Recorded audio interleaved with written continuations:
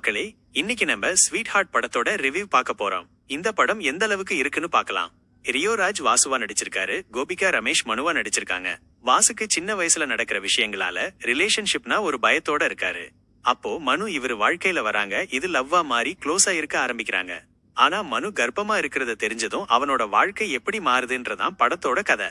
படத்தோட பிளஸ் பத்தி சொல்லணும்னா யுவன் சங்கர் ராஜாவோட மியூசிக்க சொல்லலாம். அவரோட இசைப்படத்துக்கு பெரிய பலம். குறிப்பா அந்த பின்னணி இசை படத்தோட எமோஷன்ஸ நல்லா வெளிப்படுத்துது. ஆனா ஃபர்ஸ்ட் ஹால்ப் கொஞ்சம் ஸ்லோவா இருக்கு. அது படத்தோட ஃப்ளோவை குறைக்குது. ரியோ ராஜ் தன்னோட கேரக்டரை நல்லா பண்ணிருக்காரு. அவரோட பயந்த சுபாவத்தை நல்லா வெளிப்படுத்தி இருக்காரு. கோபிகா ரமேஷ் உணர்ச்சிகரமான காட்சிகளில் சூப்பரா நடிச்சிருக்காங்க. இயக்குனர் ஸ்வினித் எஸ் குமார் சில இடங்களில் தடுமாறி இருக்காரு. குறிப்பா ஃபர்ஸ்ட் ஹால்ஃப்ல இன்னும் கவனம் செலுத்தி இருக்கலாம். மொத்தத்துல ஸ்வீட் ஹார்ட் ஒரு ஆவரேஜான படம். சில நல்ல மொமெண்ட்ஸ் இருக்கு, ஒரு சில குறைபாடுகள் இருக்கு.